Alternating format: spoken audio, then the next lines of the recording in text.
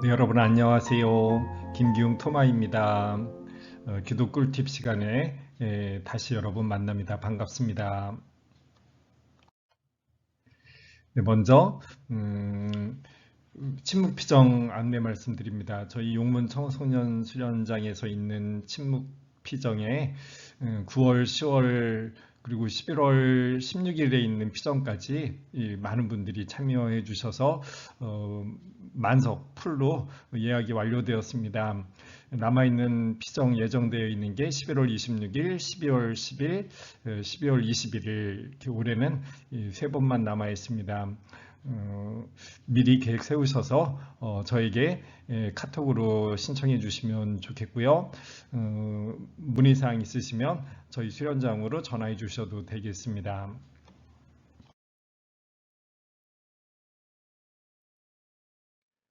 네, 네, 기도 꿀팁. 이번 강의부터 앞으로 몇 번에 걸쳐서 기도의 삶이라고 하는 책, 이 내용을 여러분들에게 소개시켜 드리고자 합니다. 예, 이 책은 헨리 뉴엔 신부님의 기도에 관한 내용들을 모아놓은 책입니다. 제가 여기 편집은 웬디 윌슨 그리어라고 하는 분이 편집했다라고 했는데요. 헨리 뉴엔 신부님은 뭐 아주 유명했던 분으로 많은 분들 잘 아실 겁니다. 지난 1996년에 돌아가셨던 이 신부님, 그런데 지난 20세기에 우리 가톨릭에서 뭐 그리스도교에서 가장 유명한 영성가라고 이렇게 표현할 수가 있겠죠. 시호님이 아주 굉장히 많은 책들을 쓰셨는데 그 많은 책들 중에서 기도에 관한 이야기들이 여기저기 흩어져서 많이 나옵니다. 그것들을 이 웬디 윌슨 그리어라고 하는 사람이 차근차근 자기가 이렇게 정리를 했습니다. 기도에 관한 내용들을. 그래서 나중에 이제 이 헬리젠 시호님하고도 친하게 지내기도 했다고 하는데, 시호님이 돌아가신 다음에 여러 책이 흩어져 있던 기도에 관한 내용들을 이렇게 한 권으로 잘 정리를 해서 이렇게 이제 책으로 내게 되었습니다. 그래서 이 책 이름이 이 기도의 삶인데, 이분이 웬디라고 하는 분이 이렇게 표현을 합니다. 헬린 유엔 시무님, 그는 내게 기도의 삶을 사는 법을 보여주었고 지금도 계속 보여주고 있다. 시무님이 살아계실 때 그때 그 책과 강의들을 통해서 기도의 삶이 무엇인지를 알려주었을 뿐만 아니라 시무님이 돌아가신 이후에도 계속 본인에게 기도의 삶을 살아가도록 그렇게 힘을 주고 있다라고 그렇게 표현을 합니다. 그래서 이 책의 제목 기도의 삶에 부제가 붙어 있습니다. 꼭 필요한 것 한 가지 기도의 삶. 꼭 필요한 것 한 가지라고 하는 부제가 붙어 있는데요. 이 책을 통해서 이 헨리 유엔 신부님이 이야기하는 기도에 관해서 이해할 수 있는 기회를 가지고자 합니다. 그리고 이 헨리 유엔 신부님의 기도에 관한 내용들은 사실 이제 관상 기도에 관한 내용들입니다. 그래서 이 책을 통해서 우리가 기도가 무엇인지 또 어떤 방식으로 기도하는지 그리고 기도하면서 산다는 것이 무엇인지라고 하는 것에 관해서 배울 수 있는 좋은 기회가 될 것 같습니다. 본래 이 책이 시호님의 책이긴 하지만 우리 그 개신교 복 있는 사람이라고 하는 개신교 출판사에서 출판이 되었습니다. 그래서 제가 말마디들은 조금씩 이렇게 바꾸는 내용들이 있고요. 또 조금씩 이렇게 설명을 덧붙여서 이 책의 내용들을 여러분들에게 소개시켜드리고자 합니다. 꼭 필요한 것 한 가지는 루카복음에 나오는 구절이죠. 마리아와 마르타가 이제 예수님을 맞아들이고 그리고 마르타는 부엌에서 음식을 준비하고 마리아는 예수님 발치에 앉아서 예수님의 말씀을 듣죠. 그때 마르타에게 한 이야기, 마르타야, 마르타야, 너는 많은 일을 염려하고 걱정하는구나. 그러나 필요한 것은 한 가지뿐이다. 마리아는 그 좋은 몫을 선택했고 그것을 빼앗기지 않을 것이다. 예, 좋은 목, 꼭 필요한 것 한 가지. 그것이 무엇일까요? 그것을 이제 기도의 삶이라고 이렇게 표현을 했던 것입니다. 예수님의 발치에 머물러 앉아서 예수님과 함께 있으면서 예수님의 말씀을 들었던 마리아. 그 예수님과 함께 있었던 예수님과 함께 있으려고 함 이것이 우리에게 꼭 필요한 한 가지이다. 바로 예수님과 함께 하나님과 함께 있으려고 하는 것 이것이 곧 기도이겠죠. 그래서 꼭 필요한 한 가지 그것을 기도의 삶이라고 이렇게 표현할 수가 있었던 것 같습니다. 여기서 첫 번째로 기도의 부름에 관한 이야기 먼저 하게 됩니다. 기도의 삶의 부름은 곧 상처와 필요의 그물에 걸리지 않으면서 이 세상 한복판에 살라는 부름이다. 기도라는 말은 폭력과 전쟁을 낳는 조건적 의존의 악순환을 과감히 끊는다는 뜻이요, 전혀 새로운 거처로 들어선다는 뜻이다. 기도하면 대화 방식과 호흡 방식, 공존 방식과 학습 방식이 달라진다. 그렇다. 기도란 전혀 새로운 삶의 방식이다. 네, 흔히 우리가 이제 여러 가지 필요한 것들을 청하면서 살죠. 우리 필요한 것들이 참 많습니다. 내 마음대로 되지 않아서 또 상처받는 것들도 참 많죠. 그래서 이 세상에 살면서 그런 여러 가지 아쉬움들 가운데에서 그 아쉬움이 채워지기를 바라는데, 그런데 그런 그물에 걸리지 않으면서 그 이상의 삶을 사는 것, 그것이 바로 기도의 삶이다. 그것은 이 세상에 그 서로 자기가 원하는 것들을 가지려고 폭력과 전쟁이, 싸움이 일어나게 되는 그런 삶의 방식을 벗어나서 새로운 방식, 하느님 나라의 새로운 방식으로 살아가고자 하는 것, 그것의 표현이 바로 기도이다. 새로운 삶의 방식을 살려고 하는 하느님 나라의 삶의 방식, 예수님의 가르침, 예수님의 뜻이라고 하는 그것을 따르는 새로운 삶의 방식을 살겠다라고 하는 표현이 바로 우리가 기도하는 것이다 라고 이렇게 이해를 하게 됩니다. 기도에 수반되는 이런 근본적 변화는 말로 표현하기 어렵다. 많은 이들에게 기도라는 말이 여러 가지 의미를 가지죠. 이런 여러 가지 내용들이 포함이 되어 있습니다. 경건한 행위이자 하나님께 말을 하는 것, 하나님을 생각하는 것, 아침 저녁 기도하는 습관들, 주일 미사 참여, 식사 기도, 성경 읽기, 기타 많은 것들과 연관되어 있기 때문이다. 우리 생활의 많은 부분이 우리 기도하고 연관되어서 살아가죠. 그래서 한마디로 이 기도가 새로운 삶의 방식에 나아가는 것이다라고 했는데 그것을 이렇게 명확하게 이야기하기는 쉽지 않겠죠.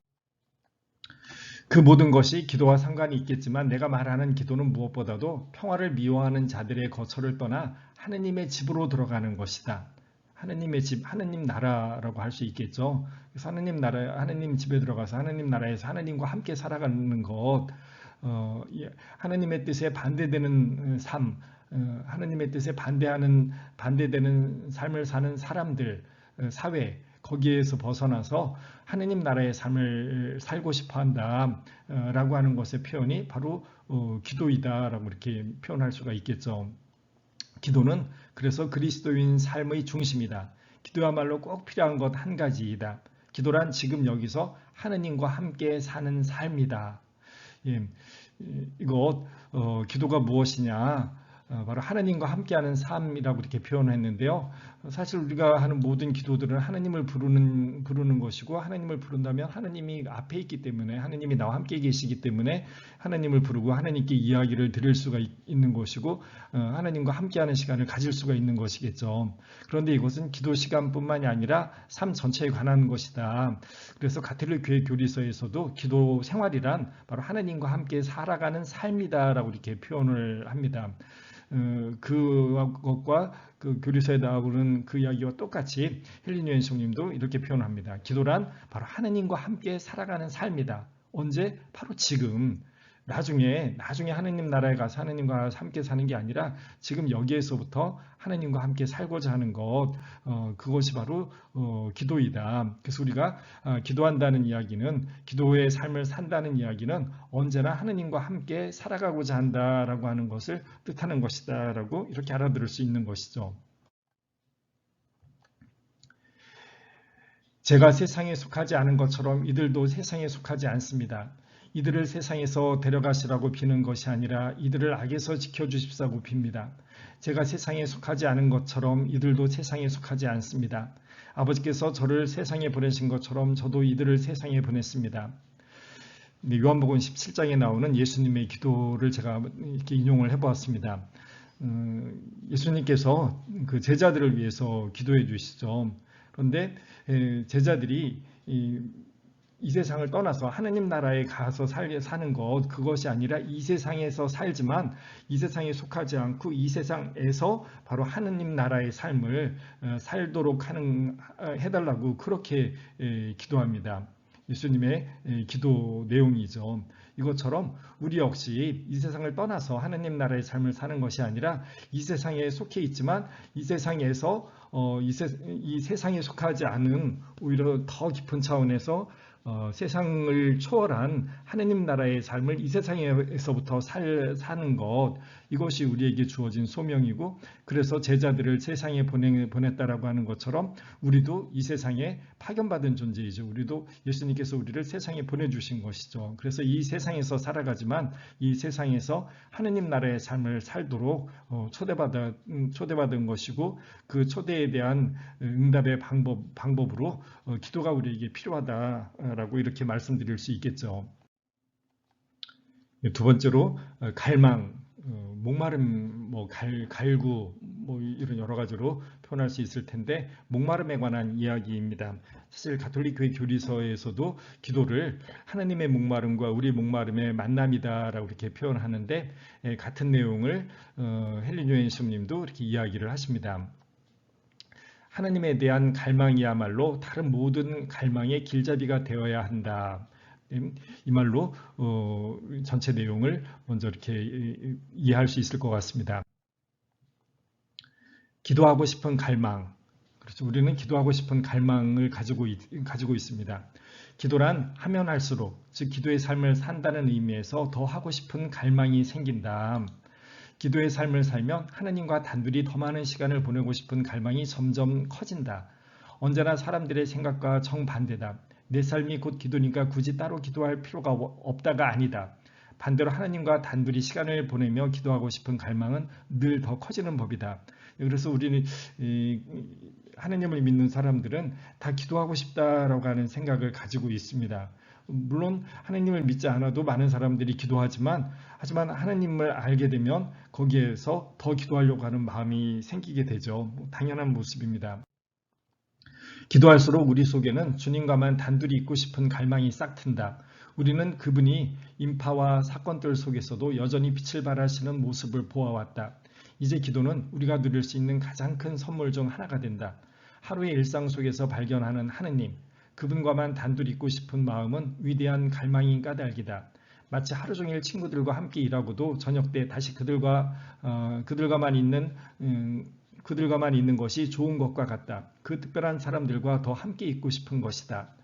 그것처럼 우리가 세상에 살면서 여러 가지 일들, 그 안에서 어떤 하나님의 섭리, 하나님의 은총 이런 것들을 체험하게 되면 그것을 빛을 발하는 모습을 보았다라고 이렇게 표현하는데, 하나님의 현존, 하나님의 은총을 체험을 하게 되면 하나님을 더 찾게 되는 것이죠.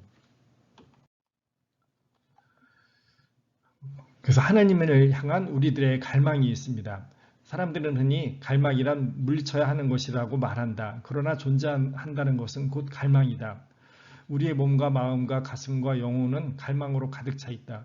온갖 여러 가지 아쉬움들을 가지고 있습니다. 우리는 무언가 부족한 존재로 태어나죠. 삶 자체, 죽을 때까지 무엇인가가 한편에서 부족하고, 그래서 늘 무엇인가 더 다른 차원의 무엇을 또 갈망하면서 살아갑니다. 다양한 차원에서 그런 갈망들이 있습니다. 걷잡을 수 없이 날뛰며 마음을 몹시 어지럽히는 갈망도 있고, 깊은 사색으로 이끌며 놀라운 비전을 보게 하는 갈망도 있다. 어떤 갈망은 사랑하는 법을 가르쳐주지만 어떤 갈망은 하느님을 찾지 못하게 막는다. 그렇게 다양한 차원의 갈망이 있습니다. 하느님께 대한 갈망이야말로 다른 모든 갈망의 길잡이가 되어야 된다. 그렇죠. 우리가 그런 다양한 종류의 갈망이 있다면 사실은 그 갈망은 우리의 육체적인 만족, 동물로서 생명을 유지하기 위한 그런 것들을 도와주는 그런 갈망이 있을 수도 있고, 또 더 커다란 성장을 위한 갈망이 있을 수 있고, 궁극적으로는 인간 완성, 참다운 인간이 되고 싶다. 즉 하느님 자녀가 되고 싶다. 하느님과 하나가 되고 싶다라고 하는 이러한 갈망에까지 다양하게 있는데 바로 그래서 이 하느님께 대한 갈망, 하나님과 하나가 되고자 하는 하나님의 자녀가 되고자 하는 하나님의 자녀답게 살고자 하는 이 갈망이 다른 모든 갈망을 인도하는 그런 차원으로 이것이 제일 우선이 될 수 있을 때 다른 갈망들이 우리를 파괴하지 않을 수 있다라고 하는 것이죠. 그렇지 않으면 우리의 몸과 마음과 가슴과 영혼은 피차 적이 되며 우리의 내면 생활은 혼돈에 빠져 결국 절망과 자멸에 이르고 만다. 신앙훈련이란 갈망을 몽땅 뿌리 뽑는 길이 아니라 갈망길이 피차 섬기고 함께 하느님을 섬기도록 질서를 잡아주는 길이다. 예를 들자면 우리가 건강에 대한 갈망 또 돈에 대한 갈망이 있다면 건강이나 돈을 많이 가지는 것 자체가 뭐 선악을 뛰어넘는 것입니다. 하지만 그것이 건강하거나 돈이 많은 것이 꼭 우리에게 도움만 되는 것은 아닙니다. 그것들은 하느님에게까지 다다르고자 하는 그런 갈망들에 봉사할 수 있을 때 그럴 때에 그런 갈망들이 우리에게 도움이 되는 것으로서 자리매김할 수 있다고 하는 것이죠. 그런 차원에서 이 갈망들의 질서를 잡아주는 것 하나님에 대한 갈망으로 하나님 다른 모든 것을 모든 갈망들에 대한 질서를 잡아줄 수 있게 된다라고 이렇게 표현을 할 수가 있는 것이죠. 하나님의 사랑이라는 보화. 네. 우리는 보화를 찾았다. 하나님의 사랑이라는 보화다. 우리는 그것이 어디 있는지 이미 알고 있다. 그러나 아직 그것을 온전히 소유할 준비는 되어 있지 않다. 너무나 많은 애착들이 계속 우리를 이리저리 잡아당긴다. 보화를 온전히 소유하려면 처음 찾은 밭에 그 보화를 감춰둔 뒤에 기쁘게 돌아가 자신의 소유를 모두 판 다음 다시 와서 그 밭을 사야 한다. 하느님의 사랑이라고 하는 것이 이 세상 그 무엇보다도 가장 소중한 것이고 하느님의 사랑이라고 하는 것이 존재하지 않는다면 이 세상에서의 다른 여러 가지 갈망들이 채워진다고 하더라도 거기에서 온전한 행복이란 존재하지 않는다. 그래서 우리가 하느님의 사랑이라는 이 보화를 가장 중요한 보화로 찾고 보화로 보고 이 하느님의 사랑이라는 보화를 찾아 나서자 라고 이렇게 이야기를 합니다. 보화를 찾았다는 사실은 참 행복일 수 있다. 그러나 보화를 이미 소유했다고 편하게 생각해서는 안 된다. 보화를 찾고 나면 그 보화에 대한 새로운 추구가 싹 튼다. 그렇죠. 무엇이 귀한지 아는 것하고 안다고 해서 그것이 곧 내 것인 것은 아닌 거죠. 그래서 우리가 참으로 무엇이 소중한 것인지 알기 때문에 끊임없이 가장 좋은 그것을 차지하려고 하는 새로운 갈망들, 새로운 추구가 우리를 다그칠 수가 있겠죠. 그래서 신앙생활이란 이미 찾은 것에 대한 멀고 고된 추구일 때가 많다. 이미 하나님을 만난 사람만이 하나님을 구할 수 있다. 하나님의 무조건적 사랑에 대한 갈망은 이미 그 사랑을 접한 데서 나오는 열매이다. 보화의 발견은 추구의 시작에 지나지 않기 때문에 우리는 조심해야 한다. 온전히 소유하기도 전에 보화를 남에게 내보이면 자신을 해치고 보화마저 잃을 수 있다. 사랑을 새로 찾았거든 고요하고 친밀한 공간에서 양분을 주어야 한다. 과도한 노출은 사랑을 죽인다.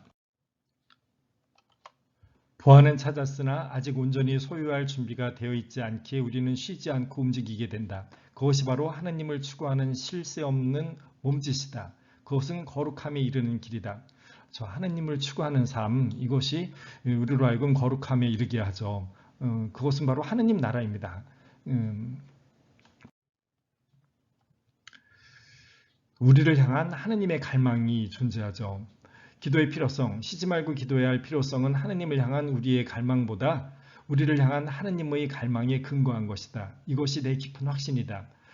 우리를 기도로 부르는 것은 우리를 찾으시는 하나님의 간절한 추구다. 기도를 시작하는 쪽은 우리가 아니라 하나님이시다. 우리가 하나님을 원하는 것보다 하나님이 우리를 더 원하신다.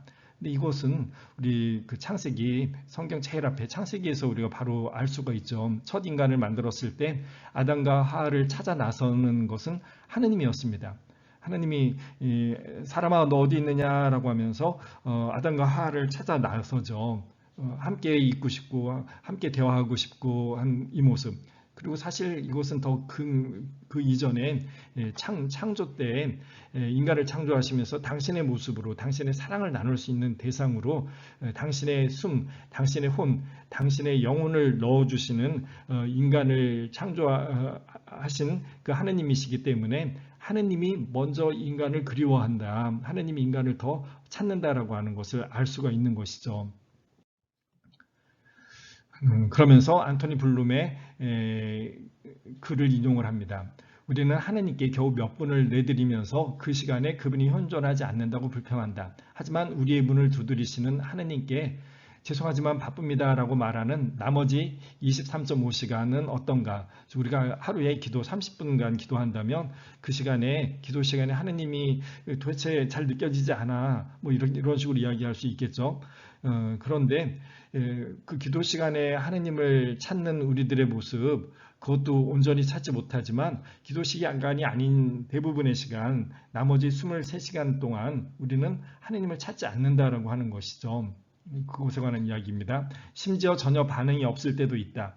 우리의 마음과 생각과 양심과 삶의 문을 두드리시는 하느님의 노크소리를 아예 듣지 못하기 때문이다. 그러므로 때로 우리는 하느님의 부재에 대해 불평할 권리가 없다. 그분보다 우리가 더 부재하기 때문이다. 그분은 끊임없이 우리의 마음과 생각과 양심에 찾아오셔서 나를 받아오, 나와 함께 있자라고 하나님은 우리의 문을 두드리시는데 우리는 삶의 23시간 이상 하루 23시간 이상 하나님을 외면하면서 산다. 그러면서 무슨 하나님이 나와 함께 계시지 않는다. 하나님을 느끼기 힘들다라고 하느냐. 그런 이야기를 이렇게 표현을 합니다. 그렇다면 우리의 기도가 더 필요한 쪽은 누구인가? 우리인가 하나님인가? 하나님이다. 들어줄 대상이 더 필요한 쪽은 누구인가? 우리인가 하나님인가? 하나님이다. 우리가 기도하지 않을 때 더 고생하는 쪽은 누구인가? 우리인가 하나님인가? 경외의 마음으로 그러나 두려움 없이 말하거니와 하나님이다. 구약성경에서 이스라엘의 역사에서 끊임없이 하느님께서 찾아오셔서 끊임없이 그 사람들을 당신에게로 돌아오라고 그렇게 초대하시죠. 왜냐하면 그것이 사람들에 대한 구원, 사람들에 대한 복이기 때문에 그 사람들을 구원하고 싶고 그 사람들에게 끊임없이 진정한 축복을 주고 싶어 하시는 하느님.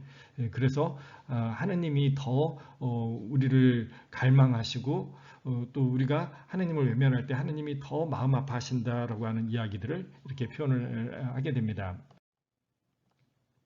기도를 일시적 경건 행위로 전락시키는 한 우리는 하느님의 질투하시는 사랑의 신비에서 계속 멀어지는 것이다. 그 사랑 안에서 우리는 지음받고 구원받으며 거룩해진다. 그래서 이 하느님의 사랑으로 우리가 나아가자라고 이렇게 표현했던 것입니다. 일치에 대한 갈망. 우리가 진정 갈망하는 것은 무엇일까? 나 자신의 가장 깊은 동경과 다른 이들의 동경을 귀 기울여 들어보면 인간 영혼의 갈망이 가장 잘 압축된 단어는 일치이다. 누군가하고 일치하고 싶다라고 하는 것을 이야기를 합니다. 일치란 누군가 대상과 하나가 된다는 뜻이다. 하나님은 우리에게 온전한 일치를 찾기 전에는 실수 없는 마음을 주셨다. 우리는 우정과 결혼과 공동체에서 그것을 찾으려 한다. 궁극적으로 사람은 다른 사람에게 헌신하는 것으로서 자기 존재의 의미를 찾게 되죠. 그것은 결국 다른 사람과 일치라고 하는 것으로 이렇게 표현할 수가 있습니다. 저 사람의 생명이 곧 나의 생명이다. 저 사람의 바로 그런 일치가 헌신을 가능하게 하는 거죠. 친밀한 성관계와 환희의 순간과 재능의 인정에서 그것을 찾으려 한다. 성공과 명예와 보상을 통해 찾으려 한다. 어디를 보든 우리가 진정 구하는 것은 일치이다. 일치에 대한 갈망은 하느님이 주신 갈망이다. 넘치는 기쁨뿐 아니라 지독한 고통을 유발하는 갈망이다. 예수님은 우리의 일치에 대한 갈망이 헛된 것이 아니라 그 갈망을 심어주신 분을 통해 채워진다는 것을 선포하러 오셨다. 우리들의 일치, 누군가와 친구와 연인과 가족들과 누구든지 우리는 일치의 갈망을 가지고 있는데 그것이 궁극적으로는 하느님과의 일치, 그것까지 가능해진다라고 하는 것을 예수님이 우리에게 보여주셨고 그래서 우리도 하느님과 일치하고 싶다라고 하는 그것이 있다라고 하는 것이죠. 그래서 예수님은 아버지와 나는 하나이다라고 하는 그 일치를 선포했습니다. 나를 보았으면 아버지를 본 것이다. 라고 이렇게 말씀을 하시죠. 이것이 예수님에게만 해당되는 것이 아니라 우리에게도 해당될 수 있다. 바로 하느님이 우리를 그렇게 당신과 하나가 되게 해줄 수 있다. 그래서 그 갈망을 우리 안에 넣어주셨다. 이것을 예수님이 우리에게 보여주셨다. 이 갈망은 헛된 것이 아니다. 이렇게 이야기를 합니다. 잠시 지나가는 일치의 순간들은 하느님이 우리에게 약속하신 영원한 일치의 그림자일 뿐이다. 일치에 대한 갈망을 불신하는 것이야말로 우리를 가로막는 진정한 위험한 일이다. 일치에 대한 갈망은 하느님이 주신 갈망이다. 그것이 없을 때 우리의 삶은 생명력을 잃고 우리 마음은 냉담해진다. 진정 영적인 삶이란 모든 갈망의 아버지요 어머니인 하느님의 품 안에서 쉼을 찾기 전에는 쉬지 못하는 삶이다. 이제 아우구스티노 성인의 그 고백록에 나오는 구절을 인용을 하면서 헬린 요한 시호님이 이렇게 이제 표현을 한 것이죠. 하느님은 우리에게 궁극적으로 하느님과 하나가 될 수 있게 그런 가능성을 우리에게 주셨다. 거기에로 우리를 초대하셨다. 그래서 영적인 삶이란 바로 이 하나님과 하나가 되는 것, 여기까지 나아가는 것이다라고 이렇게 이야기를 하는 것입니다. 네, 전부 정리하자 보면 이렇게 이야기할 수 있을 것 같습니다. 하느님은 목마름을 가지고 계시다. 우리를 목말라 하신다라고 하는 것이죠. 곧 우리의 구원을 목말라 하시는 것입니다.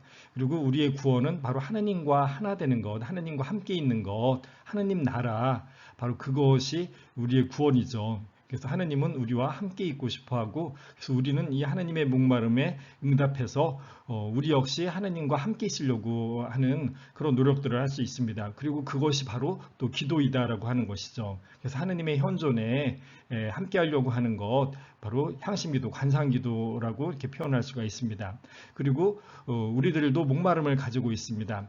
하느님이 아니면 채워질 수 없는 목마름, 하나님과의 일치, 궁극적으로는 하나님과 하나가 되고 싶다라고 하는 하나님의 뜻대로 살고 싶고 하나님의 뜻을 이루는 사람으로 살고 싶고 그래서 하나님과 하나가 되어서 하나님의 자녀됨, 하나님의 사랑받는 자녀다움을 드러내고 싶다라고 하는 목마름을 가지고 있는데 이것은 우리의 힘만으로 결코 이루어질 수 없는 것이죠. 하나님이 채워주실 수밖에 없습니다. 그래서 우리가 하나님과 함께 있을 때 하나님께서 우리의 목마름을 채워주셔서 우리가 하나님을 드러낼 수 있는 존재, 하나님과 하나가 될 수 있는 존재로 우리를 변화시켜 주신다라고 하는 것이죠. 이것을 향신기도에서는 하나님의 활동이라고 이렇게 표현을 합니다. 그래서 하나님의 현존과 하나님의 활동에 우리 자신을 내어 맡겨드리는 것, 이것이 향신기도이고 또 바로 관상기도에서의 우리들의 태도라고 할 수 있을 것 같습니다. 오늘 그래서 이 하나님의 목마름과 우리들의 목마름을 이야기한 헬린 요한 시부님의 이야기 같이 나누어 보았습니다.